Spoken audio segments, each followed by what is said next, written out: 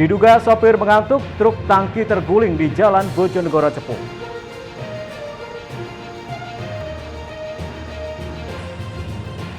Belasan APK Paslon Riyadi Wafi dirusak orang tak dikenal.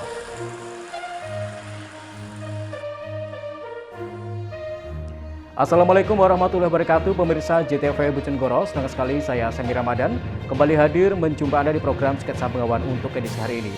Selain dua informasi utama tadi, kami juga masih memiliki informasi dan juga berita menarik lainnya dari Bojonegoro dan sekitarnya. Pemirsa, mari kita ikuti Sketsa Bengawan selengkapnya.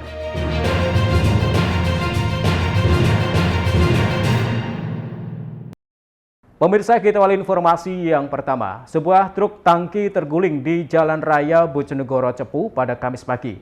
Kecelakaan tunggal ini diduga terjadi akibat sopir mengemudi dalam kondisi mengantuk. Beruntung tak ada korban jiwa dalam peristiwa ini. Kecelakaan tunggal terjadi di Jalan Raya Bojonegoro Cepu, tepatnya di Desa Leran, Kecamatan Kalitidu, Kabupaten Bojonegoro pada Kamis pagi. Sebuah truk tangki minyak terguling di sisi kiri bahu jalan dan mengalami ringsek di bagian depan. Data yang dihimpun menyebutkan bahwa kecelakaan ini bermula saat truk tangki melaju dari arah timur ke barat atau dari arah Bojonegoro menuju Cepu usai mengirim muatan minyak. Sesampainya di lokasi kejadian, truk tangki tanpa muatan ini kemudian oleng ke kiri dan terguling. Petugas Satlantas Polres Bojonegoro yang tiba di lokasi langsung mengevakuasi badan truk yang melintang. Butuh waktu kurang lebih 2 jam untuk mengevakuasi truk tangki dengan menggunakan kendaraan derek serta dibantu sebuah dump truck. Diduga kecelakaan tunggal ini terjadi akibat sopir truk mengemudi dalam kondisi mengantuk. Beruntung sang sopir selamat dan hanya mengalami luka ringan. Kejadian truk tadi terperosok atau guling sekitar jam berapa, Pak? Tadi sekitar jam 3:04. Itu kan katanya sopirnya ngantuk, Mas. Ya itu kecelakaannya tunggal, nggak ada kecelakaan lain, nggak ada. Itu truknya dari arah mana, Pak? Dari arah timur. Gitu ya. Itu ada korban jiwa atau enggak, Pak? Nggak ada. Untuk kondisi truknya bagaimana, Pak, tadi? Truknya ya itu keadaannya kayak seperti tadi, terus sopirnya selamat, nggak ada korban. Itu rencananya mau ngirim atau bagaimana, Pak? Setelah ngirim itu, Mas, mau balik ke itu mau ngisi lagi. Itu kalau boleh tahu truk apa, Pak? Kalau nggak salah itu Sima. Sima Group. Gitu ya. Kecelakaan ini sempat membuat arus lalu lintas dari arah Bojonegoro Cepu maupun sebaliknya tersendat. Arus lalu lintas kembali normal setelah petugas kepolisian berhasil mengevakuasi truk tangki tersebut. Edo Jody Aldian, JTV Bojonegoro. Sementara itu, seorang pekerja di Kabupaten Magetan tersengat listrik saat memperbaiki toren penampungan air. Proses evakuasi berlangsung cukup dramatis, mengingat korban berada di ketinggian sekitar 10 meter. Korban berhasil dievakuasi dan langsung dilarikan ke rumah sakit. Petugas pemadam kebakaran dan Badan Penanggulangan Bencana Daerah atau BPBD Kabupaten Magetan mengevakuasi pekerja bernama Eka Yudhistira, warga Desa Manjung, Kecamatan Barat, Kabupaten Magetan dari ketinggian 10 meter. Korban berusia 22 tahun tersebut tersengat listrik saat memperbaiki pelampung toren penampungan air di rumah milik Ida Susilowati di Perumahan Bakti Asri Regensi, Desa Bandar, Kecamatan Sukomoro, Magetan. Kejadian bermula saat korban dimintai tolong pemilik rumah untuk mengecek toren penampungan air di lantai atas rumah. Korban kemudian mengecek otomatis pompa air tanpa mematikan aliran listrik, sehingga korban tersengat. Posisi toren yang sulit dijangkau membuat pemilik rumah langsung menghubungi Damkar dan BPBD Magetan untuk segera menolong korban. Oleh petugas, korban langsung dievakuasi menggunakan metode vertical rescue. Katanya pas benerin pelampung untuk toren air, lupa mematikan listrik, akhirnya terjadi konslet kesetrum itu, Pak. Korban berapa orang, Pak? Cuma 1, Pak. Sementara itu, Kasih Kedaruratan dan Logistik BPBD Magetan, Eka Wahyudi mengatakan, karena posisi korban di atas ketinggian sekitar 10 meter, serta daun pintu jendela yang kecil, menjadikan proses evakuasi sedikit terhambat, sehingga tidak bisa dievakuasi menggunakan tandu. Meski demikian, korban berhasil dievakuasi dengan selamat meski dalam keadaan lemas. Jadi itu di sana tadi sempat terkendala dengan akses untuk menurunkan korban, karena di situ memang ada di ketinggian sekitar 10 meter, dan juga untuk akses turunnya itu terhalang sama istilahnya daun jendela itu kecil, jadi tidak memungkinkan untuk kita evakuasi menggunakan tandu. Akhirnya tadi kita melaksanakan evakuasinya dengan menggunakan tali. Untuk korban itu kita digendong sama personil, akhirnya bisa turun pelan-pelan sampai dengan di bawah seperti itu. Toren air itu kan mati, jadi yang pemilik toren itu minta bantuan dari temannya, kemudian 2 orang naik, akhirnya dia karena lupa belum dimatikan untuk aliran listriknya, begitu memegang otomatis pompa itu akhirnya tersengat aliran listrik. Dan sebenarnya korbannya ini ada 2 orang. Yang pertama itu sempat sampai dia itu jatuh, kemudian yang kedua itu tidak begitu sampai parah lah untuk tersengatnya. Kemudian itu. Selanjutnya korban dilarikan ke UGD Rumah Sakit Umum Daerah Dr. Sayyidiman Magetan untuk mendapatkan pertolongan medis. Aikal Uda, CTV, Magetan. Pemirsa, Pemkab Lumajang mendorong para petani untuk mengenjot produksi tanaman bawang merah. Dengan perluasan lahan tanam bawang merah, diharapkan hasil panen bisa mencukupi untuk kebutuhan stok di kabupaten setempat. Pemerintah Kabupaten Lumajang mendorong para petani untuk memperluas areal tanam serta mengenjot produksi tanaman bawang merah. Salah satunya seperti yang dilakukan di Desa Yosowilangun Kidul, Kecamatan Yosowilangun, Lumajang. Para petani setempat kini sibuk merawat serta belajar bercocok tanam bawang merah. Di desa setempat, Pemkab Lumajang menggelontorkan 2 ton 8 kuintal bibit bawang merah yang ditanam di lahan seluas 2,8 hektar. Perluasan lahan pertanian bawang merah ini imbas dari kurangnya stok bawang merah di Lumajang. Selama ini kebutuhan bawang merah selalu mengandalkan pengiriman dari daerah lain. Dukungan pemerintah tersebut membuat para petani bersemangat. Kini mereka mengaku masih meraba-raba dan terus mempelajari proses perawatan bawang merah agar bisa dipanen dengan hasil yang maksimal. Bagus sih, untuk kedepannya ya lebih bagus lagi. Pak, ini kan pertama kali nih, kesulitannya apa Pak? Awal-awal Bapak pernah takut enggak sebelumnya nanam ini Pak? Ya takut masalah ini rumputnya. Ini kayak penanganannya nih, kan nggak pernah menanam. Kayak pemupukannya berapa hari, kan masih tanya-tanya dulu.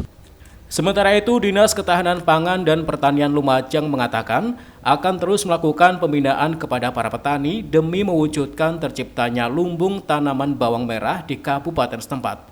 Dalam kurun 1 tahun ke depan, Pemkab Lumajang menargetkan ada penambahan luasan areal tanam bawang merah sebesar 30 hektar yang tersebar di 3 kecamatan berbeda. Support pemerintah tetap dari kita berikan fasilitas benih, pupuk, insektisida, organik, dan juga kita tidak lupakan pemerintah Kabupaten Lumajang melalui DKPP kita punya Balai Penyuluhan Pertanian, melalui penyuluh pertanian yang ada di lapangan yang selalu untuk mendampingi baik melalui dari pertemuan kelompok tani ataupun yang kita lihat sering melihat di lapangan.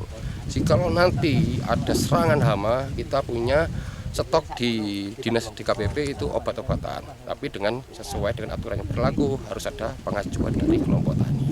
Total bibit bawang merah yang dibantukan untuk petani Pak? Total bibit bawang merah yang dibantukan untuk kelompok tani karya tani kita ke Desa Yosowilangun sejumlah sebanyak 2 ton 8 kintal varietas biru lancer berlabel biru.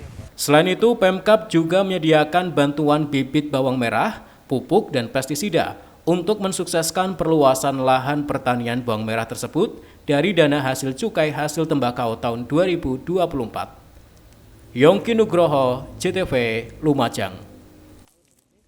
Belasan APK Paslon Riyadi Wafi dirusak orang tak dikenal. Informasinya akan kami hadirkan sesaat lagi. Tetaplah di Sketsa Pengawan.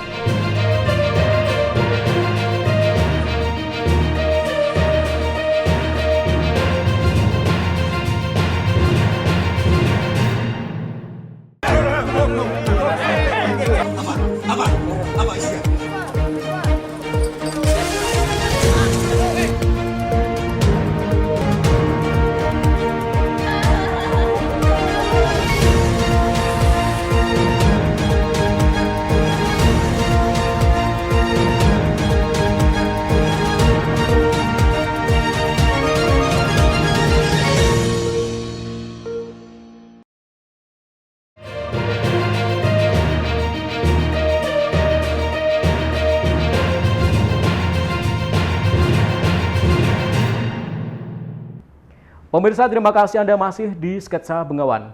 Belasan alat peraga kampanye milik pasangan calon Bupati dan Wakil Bupati Tuban, Riyadi dan Wafi, dirusak oleh orang tak dikenal. Pengerusakan yang terjadi di sejumlah kecamatan tersebut diduga dilakukan secara serentak pada malam hari. Belasan alat peraga kampanye milik pasangan calon Bupati dan Wakil Bupati Tuban, Riyadi Wafi Abdul Rosid, dirusak oleh orang tak dikenal. Titik pengerusakan APK tersebut salah satunya di Kelurahan Mondokan, Kecamatan Tuban Kota, Kabupaten Tuban. Di kawasan setempat sedikitnya 4 alat peraga kampanye yang dirusak, terdiri dari 1 baliho dan 3 banner. Seluruhnya merupakan APK dari paslon nomor urut 1, yaitu Riyadi Wafi.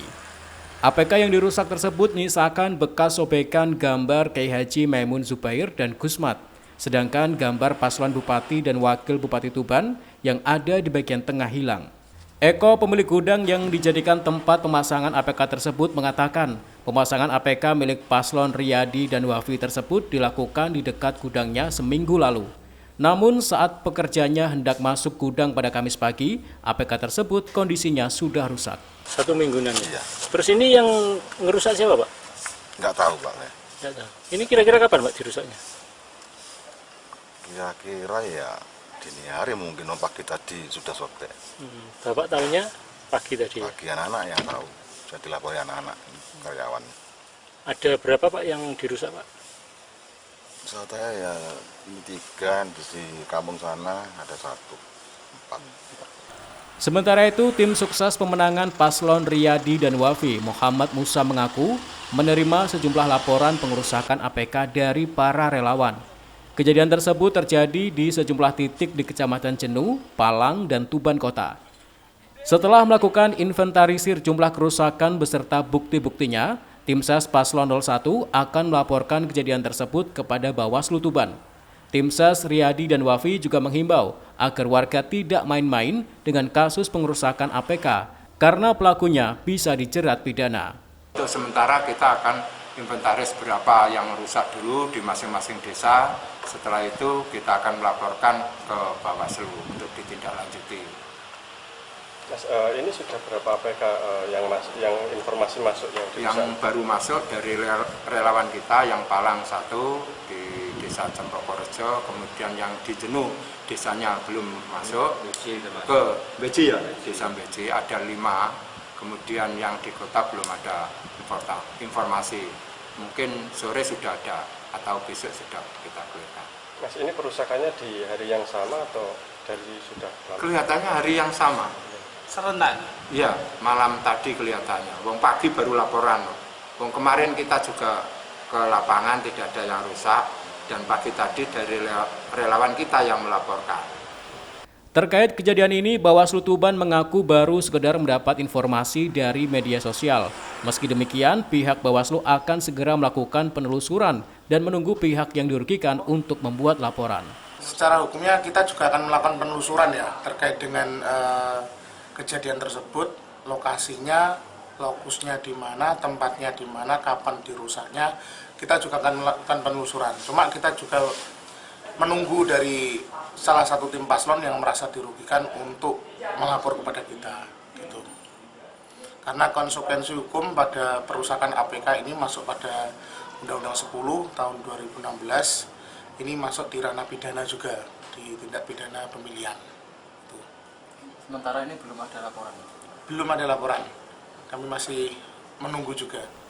Sekedar diketahui, sesuai Undang-Undang Nomor 10 Tahun 2016 tentang Pilkada, pengerusakan alat peraga kampanye masuk dalam kategori tindak pidana pemilihan.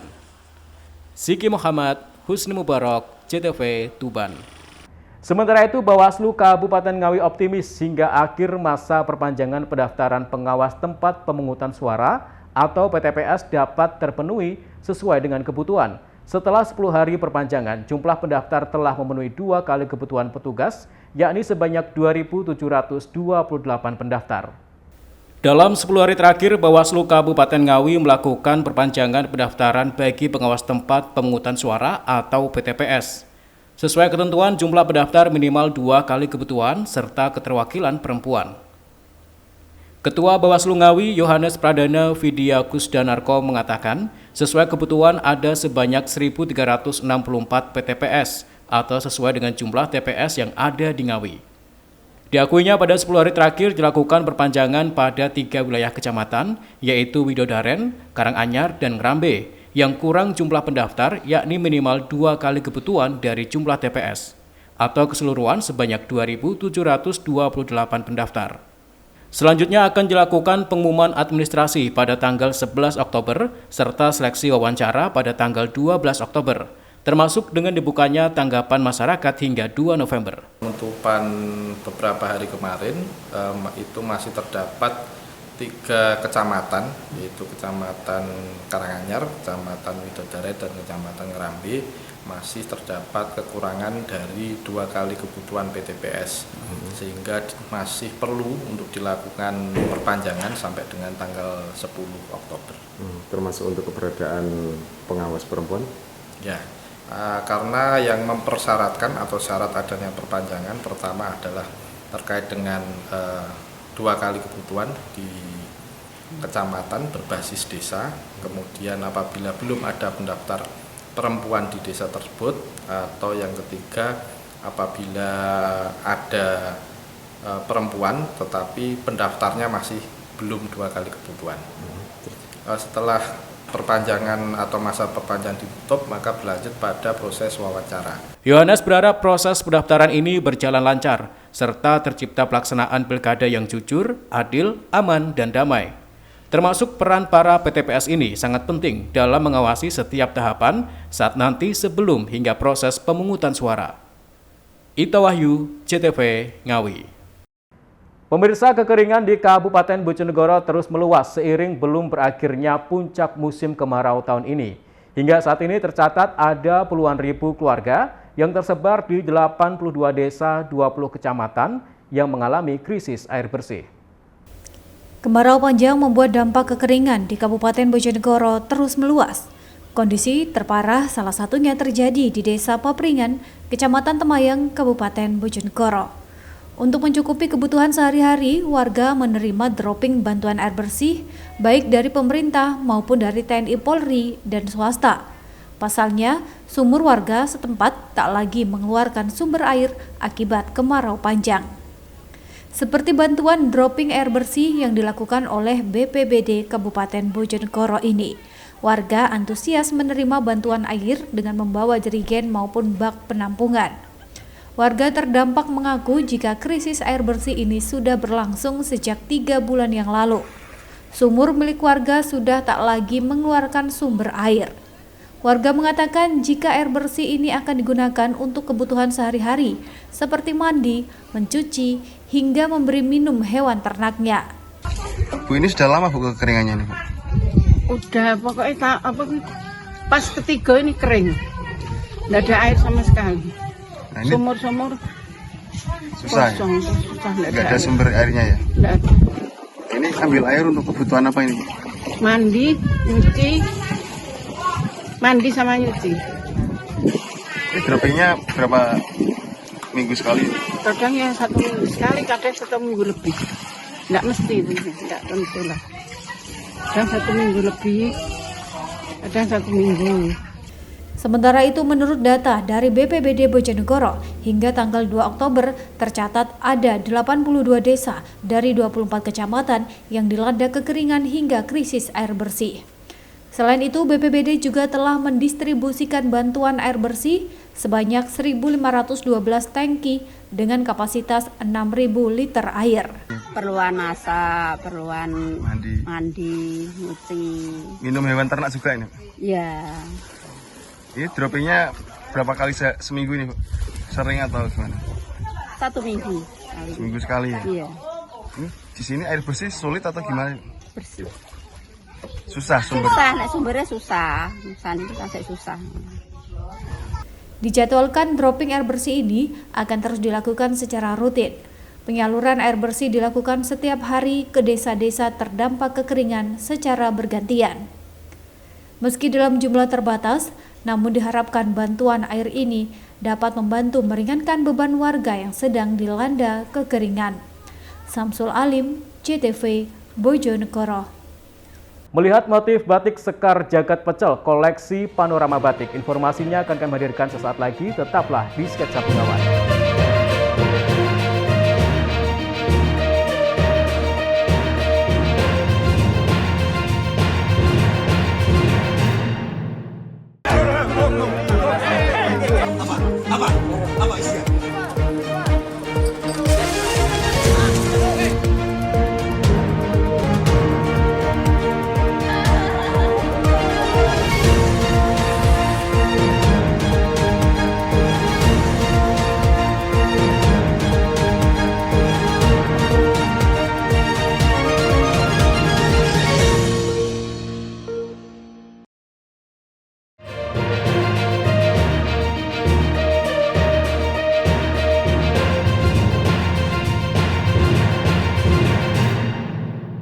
Pemirsa, terima kasih Anda masih di Sketsa Bengawan.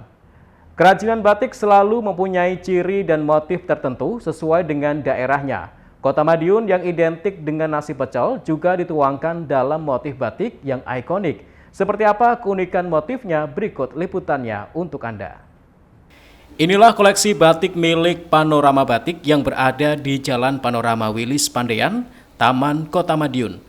Wiwin Supriyani menekuni membatik sejak 2012 lalu dan telah menghasilkan berbagai motif batik yang banyak dikenal.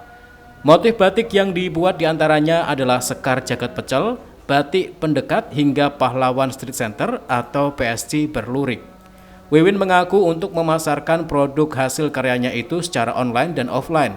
Harga yang ditawarkan pun bervariasi, mulai berkisar ratusan ribu hingga jutaan rupiah. Hal itu tergantung motif hingga proses pembuatannya. Memproduksi berbagai macam batik, jadi ada batik tulis, batik cap, kemudian ekoprint, shibori, dan ciprat. Selain itu saya juga mengajar untuk berbagai macam teknik batik. Untuk yang saat ini ada pecel sama pendekar, tapi ada juga motif-motif lain. Perharinya bisa produksi berapa? Kalau per hari kalau batik tidak bisa ya. Jadi minimal itu 2-3 hari itu baru selesai untuk batik tulis ataupun cap. Untuk proses produksi batik menyesuaikan dengan permintaan atau pesanan pelanggan. Batik-batik bernuansa khas Kota Madiun ini pun sudah banyak dilirik berbagai kalangan. Kriswanto, CTV, Madiun. Bagi Anda yang kebetulan melintasi jalur Pantura Kabupaten Tuban, tidak ada salahnya untuk singgah mencicipi kuliner khas pesisir Tuban, yaitu rujak lontong petis. Menu makanan warga pesisir utara Jawa ini tak hanya dijamin memanjakan lidah, namun juga murah meriah. Di samping markas Kodim 0811 Kabupaten Tuban, terdapat sebuah lapak kuliner yang sekilas nampak biasa saja. Namun tenda sederhana ini selalu ramai pembeli saat siang hari. Bukan makanan mewah atau mahal yang ditawarkan, melainkan kuliner khas pesisir Tuban, rujak lontong petis. Sesuai namanya, rujak petis dibuat dengan bahan dasar hampir sama dengan rujak pada umumnya, yakni kacang tanah goreng, gula merah, bersama sejumlah bumbu khusus dihaluskan secara manual. Hanya saja dalam proses tersebut ditambah pasta pekat bernama petis yang terbuat dari bahan dasar ikan laut. Setelah bumbu dihaluskan, buah dipotong-potong kecil dan dicampurkan ke adonan. Selanjutnya, rujak akan disajikan dengan rebusan kangkung dan kecambah, serta kerupuk maupun gorengan. Menurut para pelanggan, rasa petisnya yang khas membuat kuliner khas pesisir utara Jawa ini banyak digemari. Setiap jam makan siang, warung rujak pojok Kodim Tuban ini tak pernah sepi pembeli.